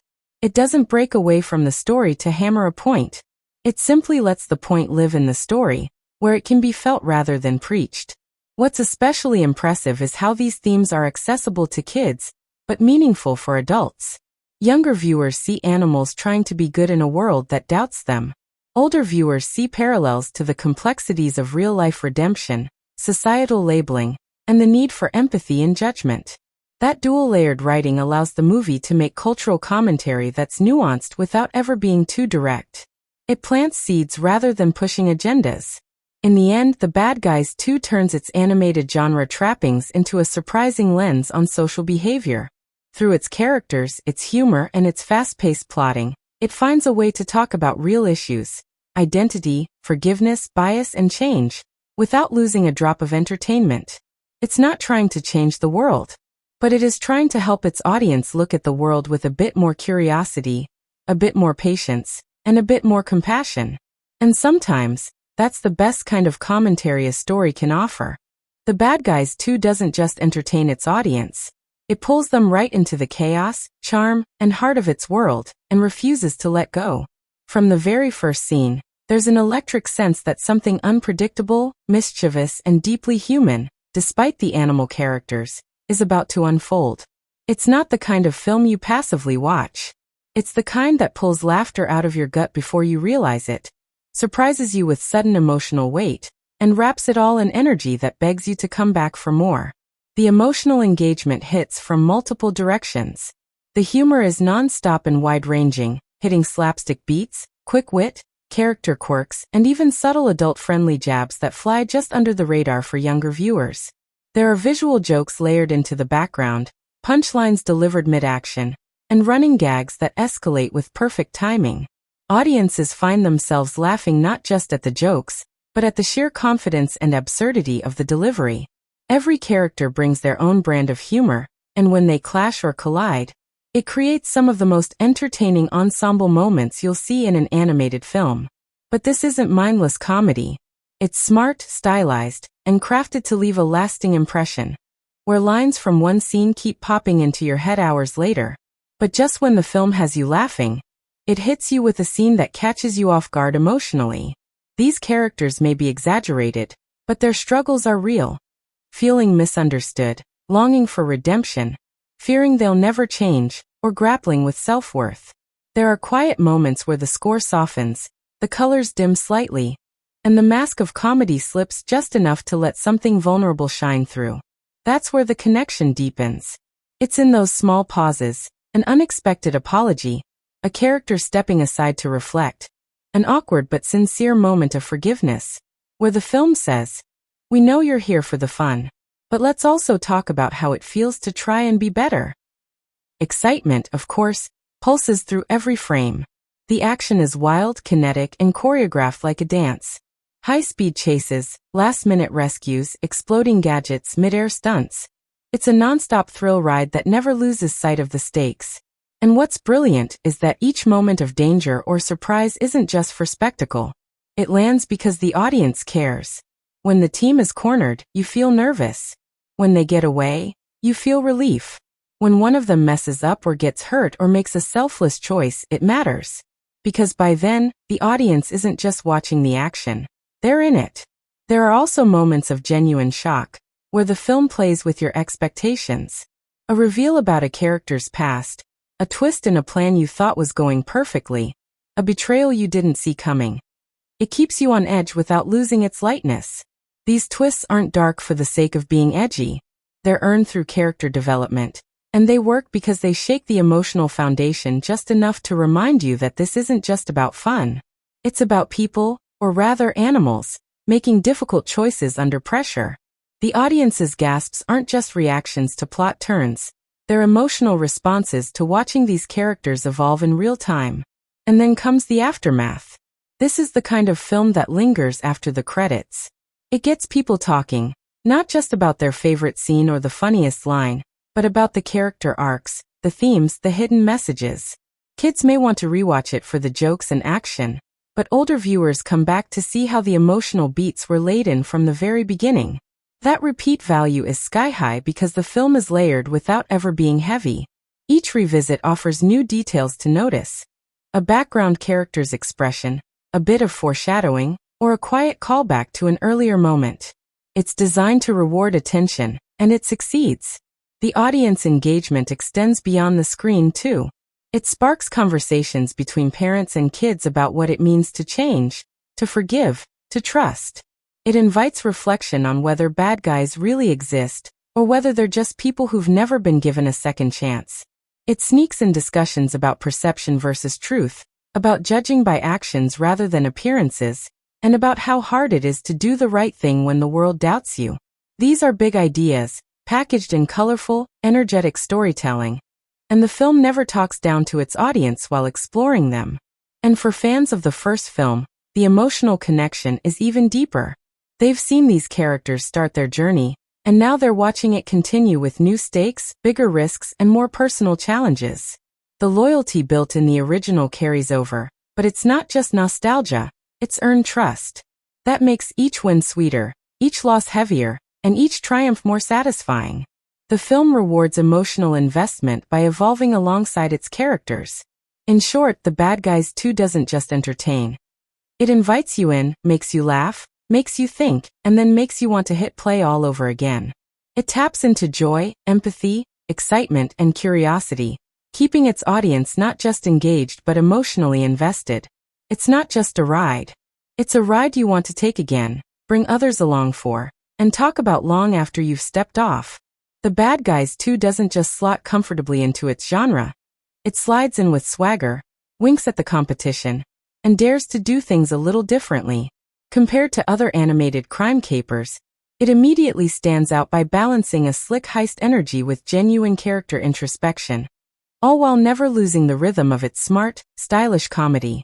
It understands the formula, but it doesn't get trapped in it. Instead, it plays like a remix. Familiar beats, yes, but layered with fresher melodies, tighter pacing, and emotional undertones that many similar films avoid entirely. Within the heist comedy genre, most animated offerings either go full throttle on the action or lean hard into silly chaos. Think of films like Despicable Me or Minions, which offer wild slapstick, zany villains, and a fast and loose take on criminal antics. The Bad Guys 2 operates in that same playground, but levels it up with a sense of control and purpose. The humor isn't just loud, it's sharp. The action isn't just explosive, it's narratively grounded. And the emotional arcs aren't just tacked on, they're driving the story. Where other films often rely on randomness or shallow gags, this one builds toward real stakes and transformation, keeping its heart front and center without sacrificing spectacle. Compared to its predecessor, The Bad Guys 2 feels more confident. The first film was an introduction, a flashy, fun origin story for a group of misfit criminals turned heroes in progress. It laid the groundwork for their personalities, their dynamics, and their desire to be something more than society's labels. The sequel, however, doesn't need to explain who these characters are. Instead, it gets to explore who they're becoming. That freedom gives the sequel room to dig deeper, stretch wider, and have a lot more fun with structure and style. It keeps the DNA of the first film intact. Fast banter, bold visuals, high-energy pacing, but dares to get messy emotionally. It raises the stakes without feeling heavier. It expands the world without losing focus. If the first film asked, what if bad guys wanted to be good? This one asks, what happens when being good is harder than it looks? Looking at other franchises with ensemble anti-heroes, such as Zootopia or Megamind, there's a clear overlap in tone and theme. Misunderstood characters challenging stereotypes and social norms. But The Bad Guys 2 sets itself apart by being more stylized in its execution. The visual flair draws from noir, anime, classic caper films, and even buddy cop cinema. Its editing choices, color palettes, and transitions feel more kinetic and deliberate. It's like Ocean's 11 meets Into the Spider-Verse, with a talking animal twist. While Zootopia leans into detective mystery and Megamind focuses on superhero satire, The Bad Guys 2 keeps its tone rooted in the idea of ongoing redemption, with each character dealing with a different version of what it means to change, and that deeper theme anchors it uniquely within the animated lineup.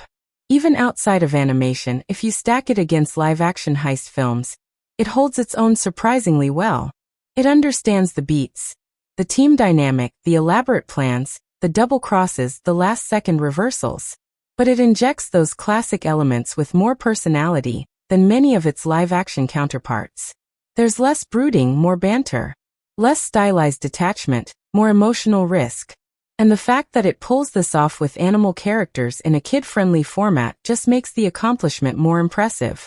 As a franchise, The Bad Guys universe is clearly growing more sophisticated without losing accessibility. Many animated sequels struggle with either playing it too safe or overcomplicating the plot. This film avoids both traps. It escalates naturally, character-wise, world-wise, and visually, while maintaining the core tone that made the first so successful. It's also much more interested in the afterpart of redemption stories.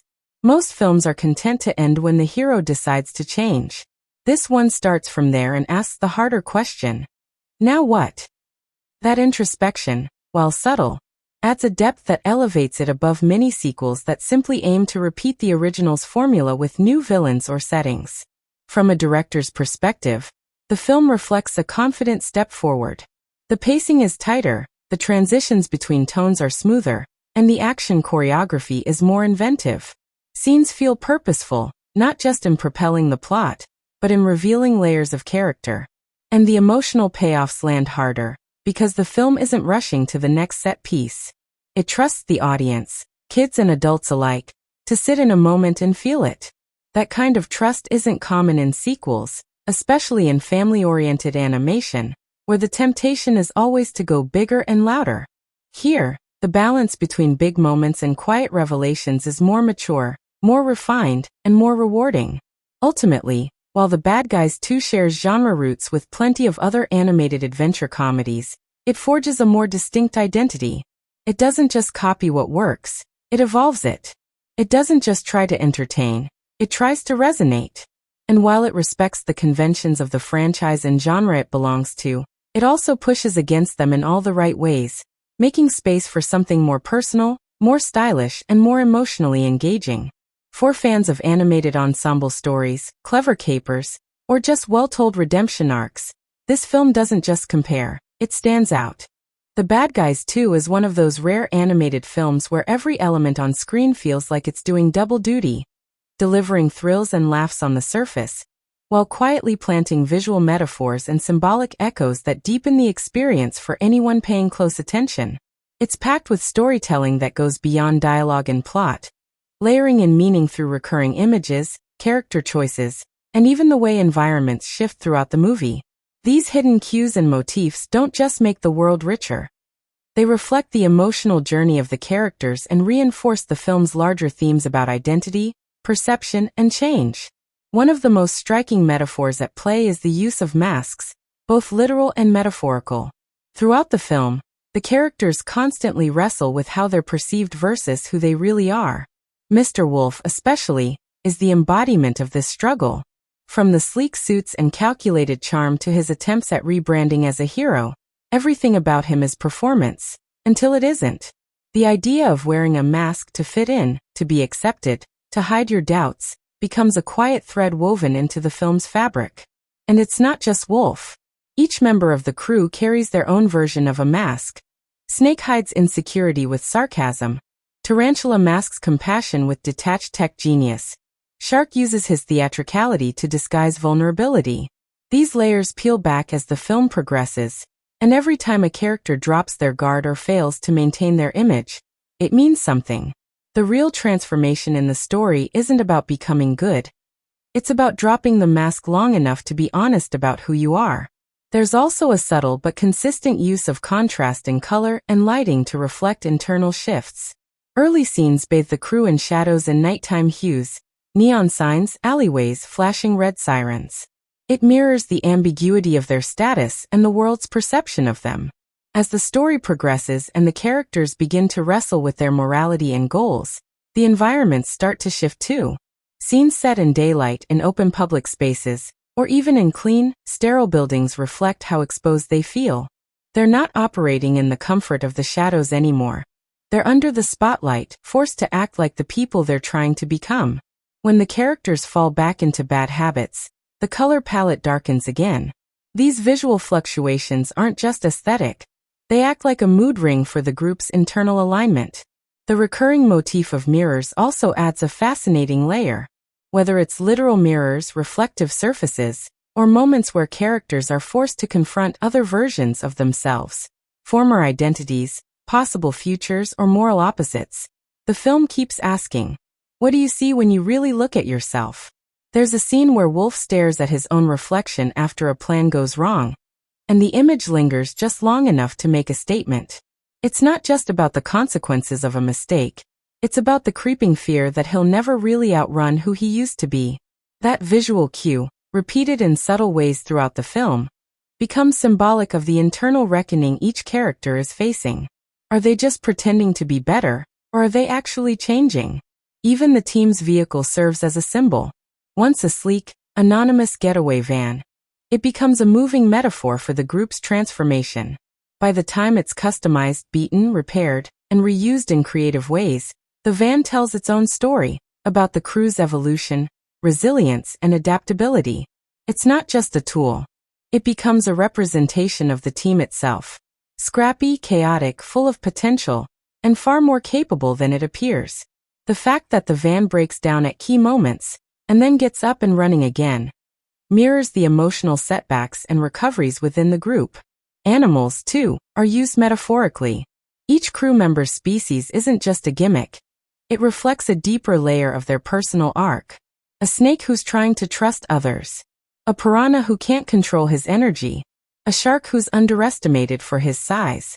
A wolf who's caught between his instincts and his aspirations. These are more than just fun character designs. They're visual shorthand for the emotional and social battles the film is exploring. They call out how society projects meaning onto appearances, and the film constantly plays with this tension. The humor comes from expectations being subverted. The emotion comes from watching characters challenge what they were born to be. There are also recurring symbols tied to redemption. The idea of crossing thresholds, literally stepping into a building, crossing a line, opening a locked door, appears again and again. These physical actions represent emotional shifts. When a character hesitates before walking into a police station, or climbs a ladder instead of escaping through a sewer, it isn't just about plot. It's a visual metaphor for choosing a harder, more honest path. The film doesn't slow down to spell this out, but the symbolism is consistent and powerful. Even silence is used metaphorically. In a film that thrives on fast-talking dialogue and non-stop motion, the moments where things stop, where characters hesitate, look at each other, or sit in the aftermath of a decision, carry enormous weight. Those silences aren't empty. They represent the pause between identity and choice, between being the person you were and the person you're trying to be. These quiet moments, often framed with wide shots or close-ups with minimal movement, become emotional punctuation marks in a sentence full of noise. All of this adds up to a layered viewing experience. You can enjoy The Bad Guys 2 for its surface-level fun, the jokes, the action, the colorful animation, and have a blast. But if you watch a little more closely, you'll find a film speaking in a visual language of symbols and metaphors, enriching its themes in ways that reward viewers who like to dig deeper. These elements aren't showy or forced. They're embedded in the storytelling so smoothly that you might not even notice them on first watch. But they're there, guiding the emotional undercurrent and elevating the film from a simple genre flick to something far more textured and meaningful. The Bad Guys 2 doesn't just continue the story, it pushes the entire franchise into bolder, deeper, and more emotionally resonant territory.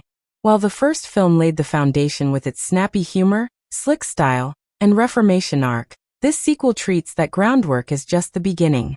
It takes what was once a simple tale of redemption and opens it into a full-blown narrative about identity, legacy, and what it really means to change when the world still sees you as the same old criminal. This isn't just another round of high-stakes heists with talking animals. It's a second chapter that elevates the stakes, sharpens the characters, and broadens the moral terrain of the universe. In franchise terms, The Bad Guys 2 does something smart. It resists the temptation to reset. It doesn't fall into the trap many sequels do where character growth is undone for the sake of repeating the same journey. Instead, it leans into consequence. The team has gone public with their intentions to be good, and that choice has weight. Now they're under a microscope, judged more harshly, expected to be perfect, and haunted by the shadows of their past. This film takes that premise and turns it into a deeper conflict. The first film asked, can bad guys become good? This one asks, can good guys survive when things get complicated? That thematic continuation adds legitimacy to the franchise. It's no longer just a fun one-off. It's a growing universe with characters who learn, stumble, and evolve across films. It also expands the mythology in ways that feel organic rather than forced. We get glimpses of broader criminal networks, new antagonists with personal connections to the crew's past, and more insight into the world's justice system. All of which add texture without overwhelming the story. The introduction of new characters isn't just about fresh faces or toys for merchandising. These characters serve a purpose in challenging the dynamics of the original crew, and in spotlighting the different paths people can take after a life of crime. It also sets up potential spin-offs or future storylines without feeling like setup. Everything ties back to the central narrative. What happens when your reputation says one thing, but your actions say another? From a stylistic standpoint, the film doubles down on the visual identity established in the first. That unique blend of noir-inspired lighting, comic book pacing, and kinetic animation carries forward, but now with added polish and boldness. The franchise is beginning to create a visual language of its own. One that separates it from the more polished, but often formulaic look of other animated series. The world of The Bad Guys is increasingly distinctive, and The Bad Guys 2 plays a major role in locking down what this universe looks and feels like. It's not just a film, it's a reinforcement of tone, attitude, and aesthetic continuity, which is essential when building a lasting franchise. Character continuity also shines. Relationships that began with tension or uncertainty now evolve into loyalty, jealousy, frustration, and forgiveness. The bond between Mr. Wolf and Mr. Snake, in particular, becomes more nuanced. They're not just partners, they're mirrors for each other's internal struggles. When that friendship is tested, it doesn't just affect the heist plans or team dynamics. It affects the emotional core of the entire film. This kind of ongoing development gives fans of the franchise something to hold on to beyond jokes and plot twists. It makes returning to this world feel like revisiting Friends, not just rewatching a formula. In the larger landscape of animated franchises, the Bad Guys series is shaping up to be a standout. Where many sequels aim to go louder and flashier, this one goes sharper. It's more interested in evolving themes and deepening character than just repeating old tricks with a new setting.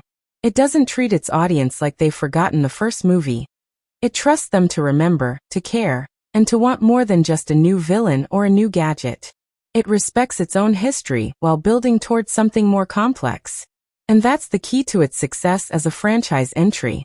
Most importantly, It hints at a larger future without sacrificing the story at hand. There are seeds planted here.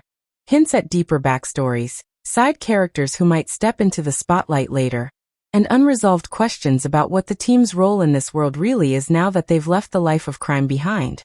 These aren't cliffhangers or gimmicks. They're just carefully placed threads that suggest a bigger narrative arc on the horizon. The kind of subtle franchise building that rewards close viewing and gets audiences excited for what's next. So while The Bad Guys 2 could have simply cashed in on its predecessor's popularity and played it safe, it chooses to grow. It honors the first film while challenging its characters and its world to step further, dig deeper, and evolve. That kind of commitment to growth isn't just good for this film. It's a promise that this franchise has a lot more to offer, and that it's only just getting started. The Bad Guys 2 was built on solid financial footing, and delivers production quality that punches above its likely budget. While DreamWorks hasn't officially disclosed the exact cost, its predecessor had a production budget around $70 million and ultimately grossed roughly $250 million worldwide. Sequel budgets often stay in that range, adjusted slightly upward for star talent and enhanced animation. Given the visual polish, complex VFX, and high-profile cast, including returning voices from the first film plus new additions, The Bad Guys 2 likely generated similarly robust production value for its cost. That kind of bang for buck is pretty impressive compared to other animated tentpoles that sometimes spend over $150 million. The original film demonstrated that DreamWorks could deliver appealing, high-quality animation without bloated expenses. The sequel builds on that blueprint, bringing refined detail, more ambitious action, and richer emotional arcs, all without drifting into over-budget territory. As for box office returns, the first installment opened with a strong domestic debut, and went on to gross around $250 million globally, a clear financial win. That success set a strong precedent, and even before release, expectations for The Bad Guys 2 were optimistic. Fan enthusiasm, franchise continuity, and focused marketing pointed toward a sequel that could match or even exceed the original's success. Marketing played right into the film's strengths, leaning into the now-established visual identity and character chemistry. Trailers emphasized both the thrilling heists and the deeper emotional stakes, signaling that this wasn't just another more of the same, animated sequel. It sparked early buzz, encouraged social media chatter, and built anticipation among family and adult audiences alike. Early weekend tracking came in strong, and positive word of mouth, especially among returning fans, pushed it forward. The blend of humor, heart, and style meant it had broader appeal, giving it staying power well beyond the opening weekend. Family audiences were especially receptive, as the film filled a gap in high-quality, fun, and thoughtful animated entertainment. To estimate overall profitability, most films need to make roughly 2.5 times their production budget to break even when accounting for marketing, distribution, and exhibitor fees. Even if The Bad Guys 2 costs between $80 to $90 million to produce and another $40 million in marketing, surpassing $300 million at the box office, or dividing that success between theaters and streaming, would firmly establish it as a hit. Audience engagement played a major role too. The first film maintained strong word of mouth and high audience scores, and this sequel seems to have picked up right where it left off. Enthusiastic reviews, fan excitement, and the emotional depth of the storyline encouraged repeat viewings and kept the momentum alive. In every way that counts, from financial performance to fan response to production efficiency, The Bad Guys 2 makes a strong case for itself as a sequel done right. It proves that smart budgeting, sharp storytelling, and emotionally resonant animation can win big at the box office while building long-term value for a growing franchise. Here's how you can catch The Bad Guys 2 and enjoy it at its best. In theaters. The Bad Guys 2 is currently playing in theaters, having opened widely on August 1, 2025. It's available in both standard and 3D formats, with showings across major cinema chains and local theaters. This film was made for the big screen experience, and everything from the sleek action sequences to the richly textured animation is amplified in a theater setting. Streaming and digital rental. At the moment, the film is exclusively in theaters, which means there's no digital rental or streaming option just yet. However, following the traditional theatrical release pattern for major studio animations, it's expected to become available on streaming platforms around 45 to 60 days after its cinema debut. Based on past release patterns from the studio, it will likely land first on Peacock for a limited streaming window, before transitioning to other platforms like Netflix for a longer-term run. After that, it will be available to rent or buy on digital marketplaces, and supported by Movies Anywhere, allowing access across multiple platforms. Best way to watch. If you're eager to get the full cinematic punch, nothing beats watching it on the big screen. The crisp visuals, dramatic lighting, and dynamic action sequences pop when viewed in a dark theater with surround sound. The 3D format adds even more flair, especially during the film's fast-paced heist scenes and stylized animation flourishes. The communal energy of a theater audience also enhances the experience. Laughs land harder, emotional beats resonate deeper, and the spectacle of it all feels more alive. Once the movie transitions to digital, it will offer a different kind of experience. Streaming at home allows for multiple viewings, pausing to catch visual details, and revisiting your favorite scenes. The story's layered character moments and rapid-fire dialogue benefit from rewatches, making it a rewarding film to return to even after the theatrical buzz fades. For now, the best and only way to dive into the action is at the theater. But keep an eye out, because once it makes its way to streaming platforms and digital stores, you'll definitely want to bring it home for a second round, and probably a third. Whether you're all about high-energy group viewings or solo late-night rewatches, The Bad Guys 2 is built to entertain across every screen, big or small.